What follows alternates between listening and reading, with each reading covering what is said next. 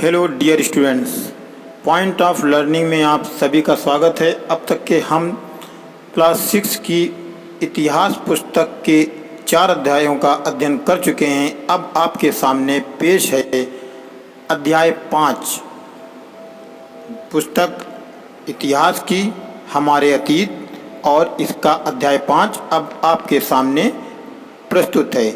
पाठ का नाम राज्य, राजा और एक प्राचीन गणराज्य। तो बिना किसी देरी के हम अपना वीडियो शुरू करते हैं। इससे पहले अगर आप हमारे चैनल पर नए हैं या पहली बार आए हैं तो वीडियो को लाइक करें और हमारे चैनल पॉइंट ऑफ लर्निंग को ज़रूर सब्सक्राइब कर दें, जिससे आपके पास हमारे सभी महत्वपूर्ण वीडियोस की नोटिफिकेशन पहुंचती रहे। साथ ही साथ आपको पॉइंट ऑफ लर्निंग पर दूसरे विषयों की भी जानकारी मिलती रहेगी, जो कि सीरीज़ वाइज अलग अलग हम सभी विषयों के वीडियो आप तक पहुंचाएंगे। तो बिना किसी देरी के शुरू करते हैं हम आज का अपना ये अध्याय। देखते हैं इतिहास का 5वां चैप्टर। कुछ लोग शासक बने तो शासक कैसे बने? लगभग 50 वर्षों से हम अपने शासकों का चुनाव मतदान के जरिए करते आ रहे हैं। यानी ये भारतवर्ष की जनतंत्र की, लोकतंत्र की बात हो रही है। लेकिन बहुत पहले लोग शासक कैसे बनते थे? हमने अध्याय 4 में पढ़ा है कि कुछ राजा संभवतः जन यानी लोगों द्वारा चुने जाते थे, परंतु करीब 3000 साल पहले, आज से 3000 साल पहले राजा बनने की इस प्रक्रिया में कुछ परिवर्तन दिखाई दिए। कुछ लोग बड़े बड़े यज्ञों को आयोजित कर राजा के रूप में प्रतिष्ठित हो गए।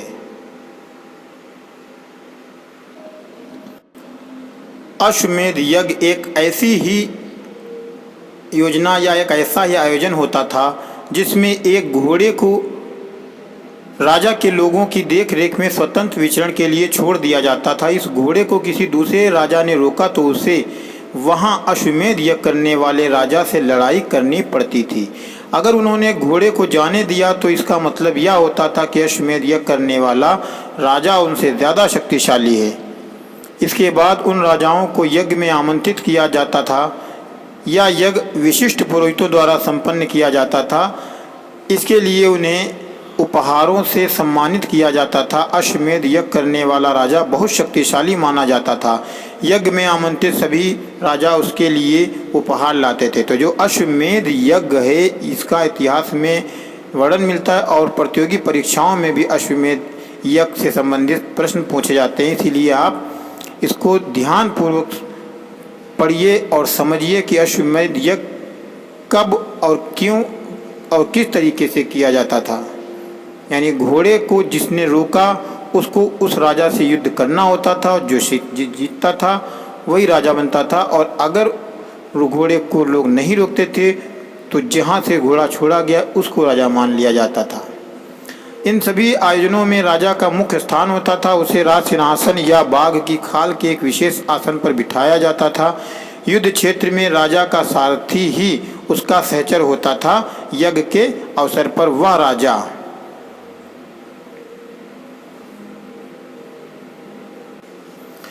राजा की विजयों तथा अन्य गुणों का गान करता था। राजा के सगे संबंधी, खासकर उसकी रानियां तथा पुत्रों को भी कई छोटे छोटे अनुष्ठान करने होते थे।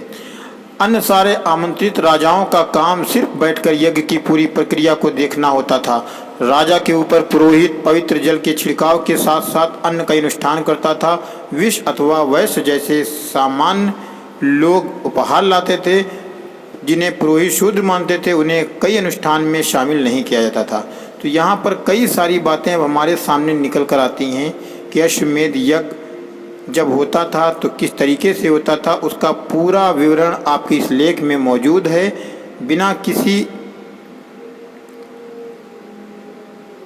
देरी के आप इसको ध्यानपूर्वक पढ़िए, इसका अध्ययन कीजिए। जैसा कि अभी आपने पढ़ा कि जो शूद्र होते थे उन्हें यज्ञ में शामिल नहीं किया जाता था और ना ही उनसे उपहार लिए जाते थे।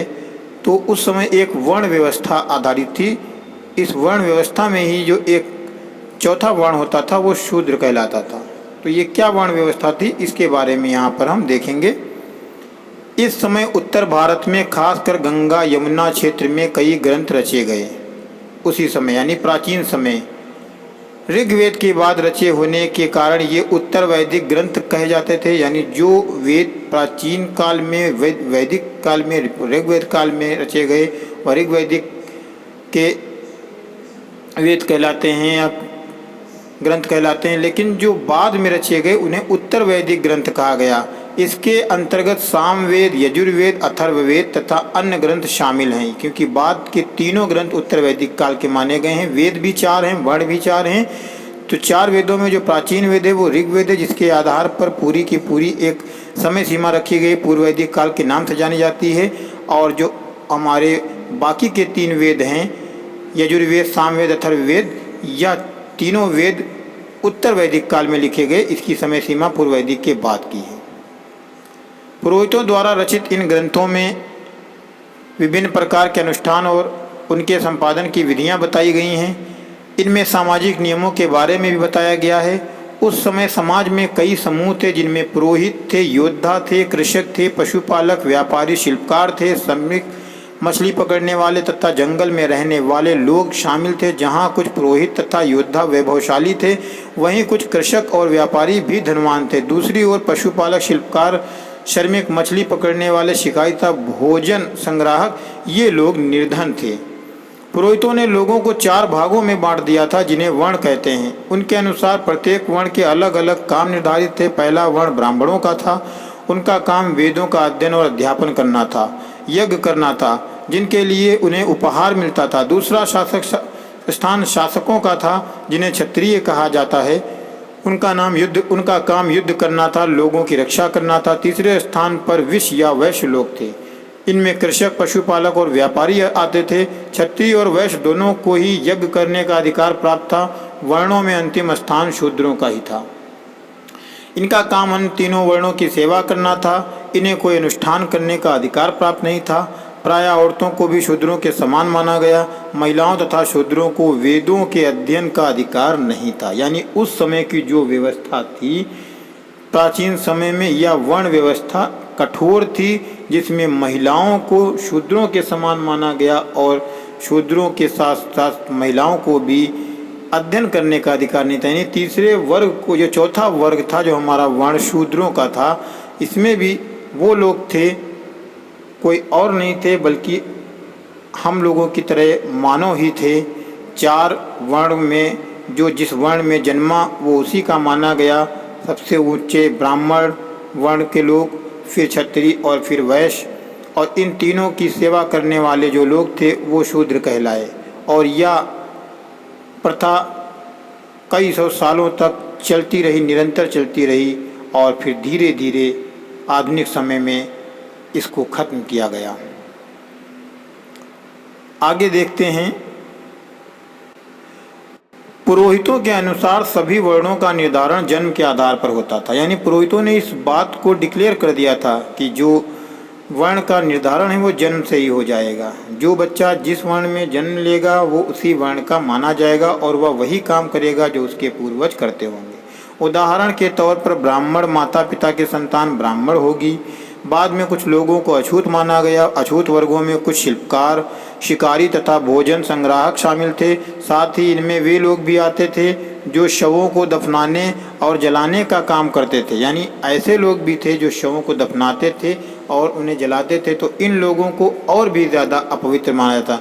इन लोगों से संपर्क अपवित्र माना जाता था, जबकि ये समाज का सबसे ही महत्वपूर्ण कार्य करते थे। क्योंकि जब किसी व्यक्ति की मृत्यु हो जाती है या हो जाया करती थी, उसका अंतिम संस्कार करने के लिए अंतिम क्रिया जो होती थी वह किसी ऐसे व्यक्ति को ही करनी होती थी कि अगर दफनाना है तो हर व्यक्ति गड्ढा खोद के नहीं दफनाता। गड्ढा खोदने का कार्य किसी और व्यक्ति था, जलाने का कार्य भी लाश को किसी और का होता था। तो ऐसे लोग जो कि सबसे महत्वपूर्ण कार्य उस वक्त करते थे, उन्हीं को सबसे ज़्यादा अपवित्र माना जाता था। कई लोगों ने ब्राह्मणों द्वारा बनाई हुई इस वर्ण व्यवस्था को स्वीकार नहीं किया। कुछ राजा स्वयं को पुरोहितों से श्रेष्ठ मानते थे। कुछ लोग जन्म के आधार पर वर्ण निर्धारण सही नहीं मानते थे। इसके अतिरिक्त कुछ लोग व्यवसाय के आधार पर लोगों के बीच भेदभाव उचित नहीं समझते थे, जबकि कुछ लोग चाहते थे कि अनुष्ठान संपन्न करने का अधिकार सबका हो। कई लोगों ने छुआछूत की आलोचना की। इस उपमहाद्वीप के पूर्वोत्तर क्षेत्र जैसे इलाकों में सामाजिक आर्थिक असमानता बहुत कम थी। यहाँ पुरोहितों का प्रभाव भी बहुत सीमित था। यानी यह एक ऐसी व्यवस्था थी जो कि उस समय बहुत ही तिरस्कार करने योग्य थी, लेकिन व्यवस्थाओं को इतनी जल्दी बदला नहीं जा सकता, परंपराओं को बदला नहीं जा सकता, समय लगता है। और परिवर्तन प्रकृति का नियम है, परिवर्तन जरूर होता है। आगे अब हम बढ़ते हैं और देखते हैं जनपद के बारे में। जनपद महायज्ञों को करने वाले राजा अब जन के राजा न होकर जनपदों के राजा माने जाने लगे। जनपद का शाब्दिक अर्थ जन के बसने की जगह होता है। कुछ महत्वपूर्ण जनपद मानचित्र नंबर 4 में प्रश्न 49 पे दिखाए गए हैं, आप देख सकते हैं। आगे भी पुरातत्वविदों ने इन जनपदों की कई बस्तियों की खुदाई की है। दिल्ली में पुराना किला, उत्तर प्रदेश में मेरठ के पास, हस्तिनापुर और एटा के पास, अतरंजी खेड़ा इनमें प्रमुख हैं। खुदाई से पता चला है कि लोग झोपड़ियों में रहते थे और मवेशियों तथा अन्य जानवरों को पालते थे। वे चावल, गेहूं, धान, जौ, दालें, गन्ना, तिल तथा सरसों जैसी फसलें उगाते थे। लोग मिट्टी के बर्तन भी बनाते थे। इनमें कुछ धूसर और कुछ लाल रंग के होते थे। इन पुरास्थलों में कुछ विशेष प्रकार के बर्तन मिले हैं जिन्हें चित्रित धूसर पात्र के रूप में माना जाता है। जैसा कि इनके नाम से ही स्पष्ट है, इनमें इन बर्तनों पर चित्रकारी की गई है। ये आमतौर पर सरल रेखाओं तथा ज्यामितीय आकृतियों के रूप में हैं।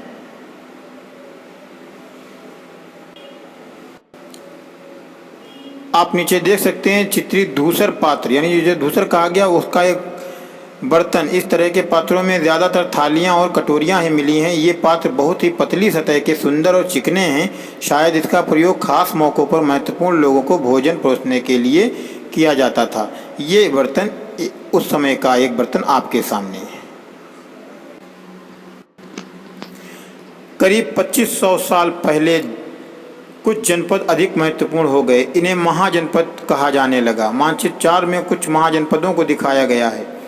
अधिकतर महाजनपदों की एक राजधानी होती थी। कई राजधानियों में किलेबंदी की गई थी, अर्थात इनके चारों ओर लकड़ी, ईंट या पत्थर की ऊंची दीवारें बनाई गई थीं। ऐसा लगता है कि लोगों ने अन्य राजाओं के आक्रमण से डरकर अपनी सुरक्षा के लिए इन किलों का निर्माण किया था। कुछ राजा अपनी राजधानी के चारों ओर विशाल, ऊंची और प्रभावशाली दीवार खड़ी कर समृद्धि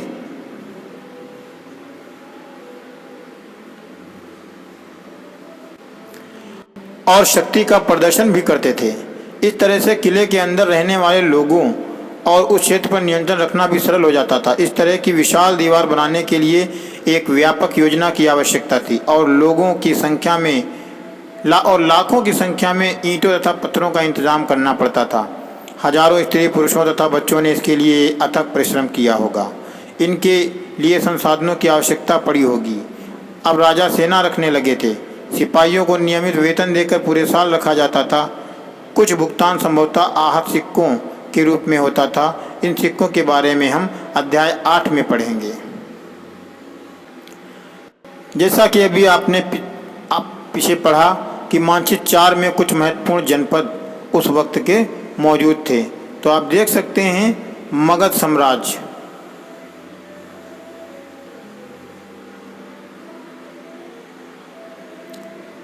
वैशाली, कोसल, कौशांबी, राजगृह, अवंती, उज्जैन, पांचाल, हस्तिनापुर या प्राचीन कालीन उस समय के महाजनपद हैं। और हमारे प्राचीन इतिहास में 16 महाजनपदों का वर्णन मिलता है और यह वर्णन बौद्ध धर्म का एक प्रसिद्ध ग्रंथ है, अंगुत्तर निकाय। अंगुत्तर निकाय में इन 16 महाजनपदों का वर्णन मिलता है। यानी कि 16 के 16 एक सवाल आता है 1 नंबर में कि 16 महाजनपदों का वर्णन किस बौद्ध ग्रंथ में मिलता है। यानी 16 के 16 महाजनपदों का वर्णन जिसमें हो, जिसमें पूरी 16 महाजनपदों की सूची मौजूद है, वह ग्रंथ कौन सा है? तो वह अंगुत्तर निकाय है। बहुत ही महत्वपूर्ण प्रश्न है। आगे बढ़ते हैं हम। चित्र में आप देख सकते हैं कि एक दीवार है, तो यह दीवार कौशाम्बी किले की दीवार है। यह चित्र आधुनिक उत्तर प्रदेश के इलाहाबाद के पास मिली ईंट की दीवार का अवशेष है। इसके एक भाग का निर्माण संभवतः 2500 साल पहले हुआ था, जो कि आज भी मौजूद है। यानी आज से 2500 साल पहले बनी दीवार के अवशेष कौशाम्बी किले की दीवार, इलाहाबाद के पास मिली ईंट की दीवार के अवशेष 2500 साल पहले के आप चित्र में देख सकते। यह दीवार प्राचीन कालीन दीवार है और ऐसी तमाम ऐतिहासिक धरोहरें, ऐसी चीज़ें जो हमें मिली जिससे हमें हमारे इतिहास का पता चलता है। कर, जिसको टैक्स कहा जाता है। महाजनपदों के राजा विशाल किले बनवाते थे और बड़ी सेना रखते थे, इसलिए उन्हें प्रचुर संसाधनों की आवश्यकता होती थी। इसके लिए उन्हें कर्मचारियों की भी आवश्यकता होती थी। महाजनपदों के राजा लोगों द्वारा समय समय पर लाए गए उपहारों पर निर्भर न रहकर नियमित रूप से कर वसूलने लगे। क्योंकि कोई भी शासन व्यवस्था चलानी हो उसके लिए कर की आवश्यकता होती ही होती है। बिना इसके शासन व्यवस्था सुचारू रूप से नहीं चल सकती है, क्योंकि किले बनवाना है, सेना रखना है और जनता के लिए कार्य करने होते हैं, जनता के हित के लिए कार्य करने होते हैं। इसके लिए सरकार या शासन द्वारा कर लगाए जाते थे। इसी प्रकार से उस वक्त के महाजनपदों के राजाओं ने अपनी प्रजा पर कर लगाए और कर के द्वारा उन्होंने शासन को मजबूत और सुदृढ़ बनाया। फसलों पर लगाए गए कर सबसे महत्वपूर्ण थे, क्योंकि अधिकांश लोग कृषक ही थे। प्रायः उपज का 1/6वां हिस्सा कर के रूप में निर्धारित किया जाता था, जिसे भाग कहा जाता था। कारीगरों के ऊपर भी कर लगाए गए, जो प्रायः श्रम के रूप में चुकाए जाते थे। जैसे कि एक बुनकर, लोहार या सुनार को राजा के लिए महीने में 1 दिन काम करना पड़ता था। पशुपालकों को जानवरों या उनके उत्पादों के रूप में कर देना पड़ता था। व्यापारियों को सामान खरीदने बेचने पर भी कर देना पड़ता था। आखेटकों तथा संग्राहक को जंगल से प्राप्त वस्तुएं देनी होती थी। तो कुल मिलाकर के जैसी व्यवस्था हम आज आधुनिक समय में कर की देखते हैं, क्योंकि आधुनिक समय में आधुनिकता की जो तरीके से वक्त बदला, चीज़ें बदली, टैक्स का रूप बदला, लेकिन रूप वही है जो आज है, वही प्राचीन काल में था। या यूँ समझ लो, जो प्राचीन काल में था वही रूप आज है। कृषि में परिवर्तन। इस युग में कृषि के क्षेत्र में 2 बहुत बड़े परिवर्तन आए। हल के फाल अब लोहे के बनने लगे, क्योंकि अभी तक लकड़ी के फलक से कृषि कार्य होता था, खेतों की जुताई होती थी, लेकिन अब हल के जो फलक थे वह लोहे से बनने लगे। अब कठोर जमीन को लकड़ी के फल की तुलना में लोहे के फल से आसानी से जोता जा सकता था। इससे फसलों की उपज बढ़ गई। दूसरे, लोगों ने धान के पौधों का रोपण शुरू किया, अर्थात खेतों में बीज छिड़क कर धान उपजाने के बजाय धान की पौध तैयार कर उनका रोपण शुरू किया गया। क्योंकि जब धान उगाने के लिए खेतों में बीज छिड़क करके धान बोए जाते थे तो धान की पैदावार कम होती थी, लेकिन जब धान के पौधे निकाल कर उनका रोपण अलग अलग किया जाने लगा तो धान की पैदावार में भी बढ़ोतरी हुई। अब पहले की तुलना में बहुत ज़्यादा पौधे जीवित रह पाते थे, इसलिए पैदावार भी ज़्यादा होने लगी। इसमें कमर तोड़ परिश्रम लगता था। ये काम ज़्यादातर दास दासी तथा भूमिहीन खेतिहर मजदूर और कर्मकार ही करते थे। आगे बढ़ते हैं। सूक्ष्म निरीक्षण मगध। तो आप अपनी पुस्तक में या फिर जो मानचित्र अपने वीडियो में देखा, इसको आप पॉज करके रोक करके जो इसमें सवाल दिए गए उनसे आप देख सकते हैं। आपके पास अगर सिलसिला की पुस्तक है तो उसमें भी आप देख सकते हैं कि मानचित्र 4 प्रश्न 4 में मगध ढूंढो। जैसा कि हम अभी ऊपर मानचित्र में देख चुके हैं, मगध कहाँ पर था? बिहार में था। लगभग 200 सालों के भीतर मगध सबसे महत्वपूर्ण जनपद बन गया, यानी आधुनिक बिहार में था। जो प्राचीन समय में मगध था वह आधुनिक बिहार में था। गंगा और सोन जैसी नदियाँ मगध से होकर बहती थीं। ये का यातायात, खाद, जल वितरण और ज़मीन को उपजाऊ बनाने के लिए बहुत महत्वपूर्ण थीं। मगध का एक हिस्सा जंगलों से भी भरा था। इन जंगलों में रहने वाले हाथियों को पकड़कर और उन्हें प्रशिक्षित करके सेना के काम में लाया जाता था। यही नहीं, जंगलों से घर, गाड़ियां तथा रथ बनाने के लिए लकड़ी भी मिलती थी। इसके अलावा इस क्षेत्र में लौह अयस्क की खदानें हैं, मजबूत औजार और हथियार बनाने के लिए बहुत उपयोगी थे। मगध में 2 बहुत ही शक्तिशाली शासक हुए हैं। नंबर 1 बिंबिसार तथा दूसरा अजातशत्रु। अन्य जनपदों को जीतने के लिए ये हर संभव साधन अपनाते थे। महापद्म नंद एक और महत्वपूर्ण शासक थे। उन्होंने अपने नियंत्रण का क्षेत्र इस उपमहाद्वीप के उत्तर पश्चिम भाग तक फैला लिया था। बिहार में राजगृह, आधुनिक राजगीर, जो नाम आज वर्तमान समय में राजगीर जिसे कहा जाता है बिहार में, वह प्राचीन समय में राजगृह था। यही मगध साम्राज्य की राजधानी थी। बिहार में राजगृह कई सालों तक मगध की राजधानी बनी रही। बाद में पाटलिपुत्र, जो कि वर्तमान समय में पटना के नाम से जाना जाता है, बाद में पाटलिपुत्र को राजधानी बनाया गया। आज से 2300 साल पहले की बात है। मैसिडोनिया का राजा सिकंदर विश्व विजय करना चाहता था, जो कि विश्व विजय के लिए निकला। पूरी तरह सफल न होने पर भी वह मिस्र और पश्चिम एशिया के कुछ अन्य राज्यों को जीता और भारतीय उपमहाद्वीप तक व्यास नदी तक आ पहुंचा। जब उसने मगध की ओर कूच करना चाहा तो उसके सिपाहियों ने इनकार कर दिया। वे इस बात से भयभीत थे कि भारत के शासकों के पास पैदल रथ और हाथियों की बहुत बड़ी सेना थी। दूसरा जो प्रभावशाली उस समय का राज था वो था वज्जी। जैसा कि तुमने ऊपर पढ़ा, मगध एक शक्तिशाली राज्य बन गया था। उसके नज़दीक ही वज्र राज्य था, जिसकी राजधानी वैशाली बिहार थी। यहाँ एक अलग किस्म की शासन व्यवस्था थी जिसे गढ़ या संघ कहते हैं। तो उस समय बिहार नाम का कोई राज्य नहीं था।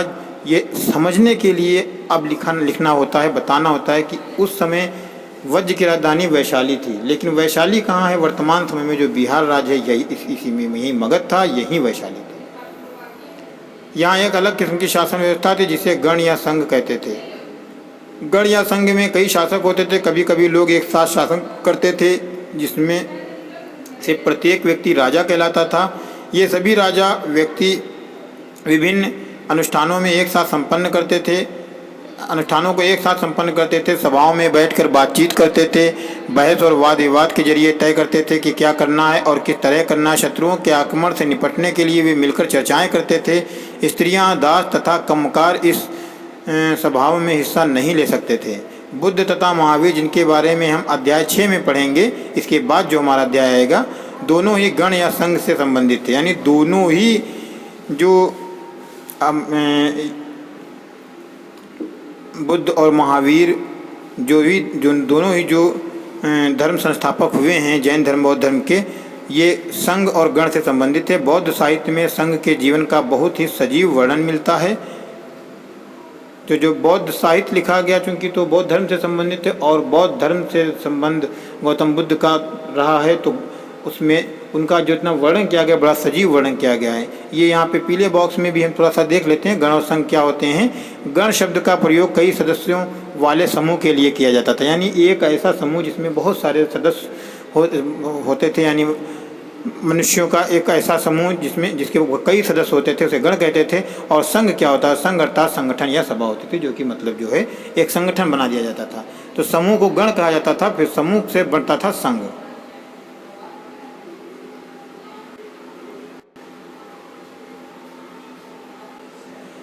कई शक्तिशाली राजा इन संघों को जीतना चाहते थे। इसके बावजूद उनका राज अब से लगभग 1500 साल पहले तक चलता रहा। उसके बाद गुप्त शासकों ने गण और संघ पर विजय प्राप्त करके उन्हें अपने राज्य में शामिल कर लिया। इनके बारे में हम अध्याय 10 में पढ़ेंगे। यहाँ पर हम थोड़ा सा वज्र राज्य के बारे में थोड़ा सा और देखते हैं कि वज्र संघ का ये वर्णन दीघ निकाय से लिया गया है। यानी यह एक ग्रंथ है। दीघ निकाय एक प्रसिद्ध बौद्ध ग्रंथ है। बहुत ही महत्वपूर्ण जानकारियाँ हैं छात्रों आपके लिए। अगर आप इनको ध्यान से पढ़ेंगे और ध्यान से सुनेंगे तो आपके आने वाले समय में आपको इससे बहुत सारे लाभ और फायदे होंगे। यानी बौद्ध ग्रंथों की तो भरमार है। बौद्ध ग्रंथों के नाम से भी आज हम नहीं वाकिफ़ हैं, हम लोग ज़्यादा नहीं जानते हैं। इसका कारण है कि हम अध्ययन नहीं करते हैं, गहन अध्ययन नहीं करते हैं। जो कुछ प्रसिद्ध बौद्ध धर्म के ग्रंथ हैं उन्हीं का नाम ज़्यादा आता रहता है। लेकिन यहाँ पर आप देखिए थे, अभी हमने आपको बताया कि अंगुत्तर निकाय बौद्ध धर्म का एक महत्वपूर्ण ग्रंथ है। और अंगुत्तर निकाय में ही 16 महाजनपदों का 16 महाजनपदों का वर्णन अंगुत्तर निकाय में दिया गया है। वज्र संघ, अब वज्र संघ का वर्णन यहाँ पे आ गया है कि वज्र संघ का वर्णन कहाँ पर किया गया है। यानी वज्र संघ का वर्णन अंगुत्तर निकाय में तो होगा ही होगा, क्योंकि 16 के 16 जो महाजनपद बताए गए हैं उनमें सभी का वर्णन किया गया है। लेकिन जो दीघ निकाय है इसमें किसका वर्णन किया है? दीघ निकाय में वज्र संघ का वर्णन किया गया है। दीघ निकाय क्या है? दीघ निकाय बौद्ध ग्रंथ है जिसमें बुद्ध के कई व्याख्यान दिए गए हैं। इन्हें करीब 2300 साल पहले लिखा गया था।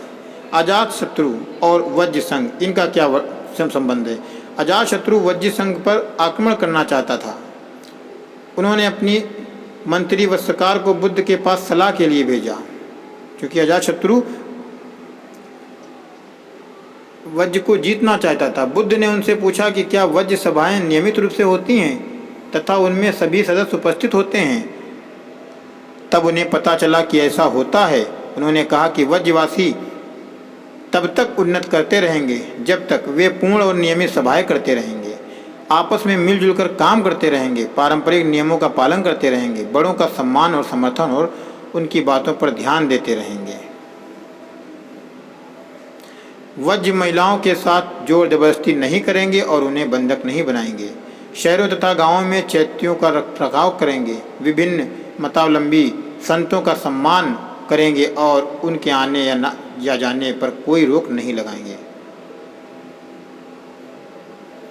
अब ये चूँकि हर चैप्टर में आप देखते हैं, पिछले 4 चैप्टर में भी ये अन्यत्र हर चैप्टर में आपके जो किताबें एनसीईआरटी की उसमें एक पेज पर अन्यत्र का लिख करके एक नोट्स लिखा होता है जो कि महत्वपूर्ण होता है। पिछले 4 चैप्टर में इतने महत्वपूर्ण चीज़ नहीं थी, लेकिन अब हम आगे इनके बारे में भी वर्णन करते रहेंगे। यानी कि अन्यत्र का मतलब कुछ अन्य जानकारी भी आप देखें।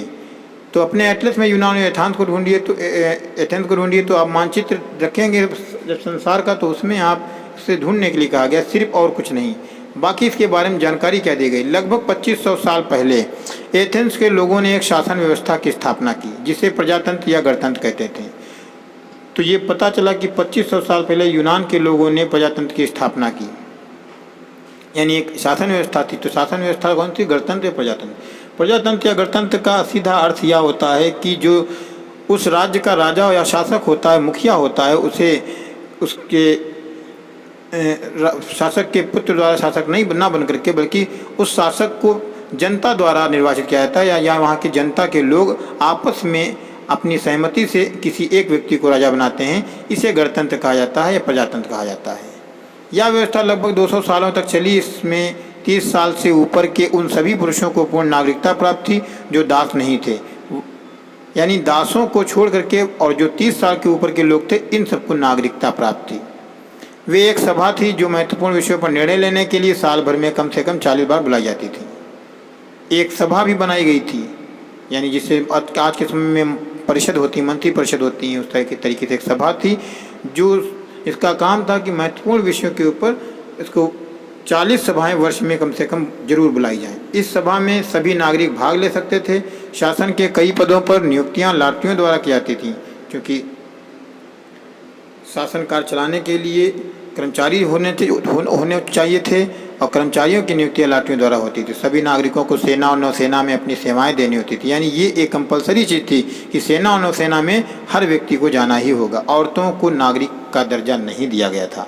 व्यापारियों तथा शिल्पकारों के रूप में एथेंस में रहने और काम करने वाले बहुत से विदेशियों को भी नागरिक अधिकार नहीं मिले थे। एथेंस में खदानों, खेतों, घरों और कार्यशालाओं में काम कर रहे दासों को भी नागरिक अधिकार नहीं मिले थे। तो इतनी सी चीज़ें जो यहाँ पे हमको देखने को मिली कि प्राचीन कालीन यूनान या एथेंस में क्या व्यवस्था, शासन व्यवस्था थी। यानी शासन व्यवस्था प्राचीन काल में गणतंत्र की व्यवस्था या प्रजातंत्र की स्थापना सबसे पहले यूनान में आज से 2500 साल पहले हुई, लेकिन महिलाओं को नागरिक नहीं माना गया। साथ ही साथ एथेंस में खदानों, खेतों, घरों में, कार्यशालाओं में काम करने वाले और दासों को भी नागरिक का अधिकार नहीं मिला था।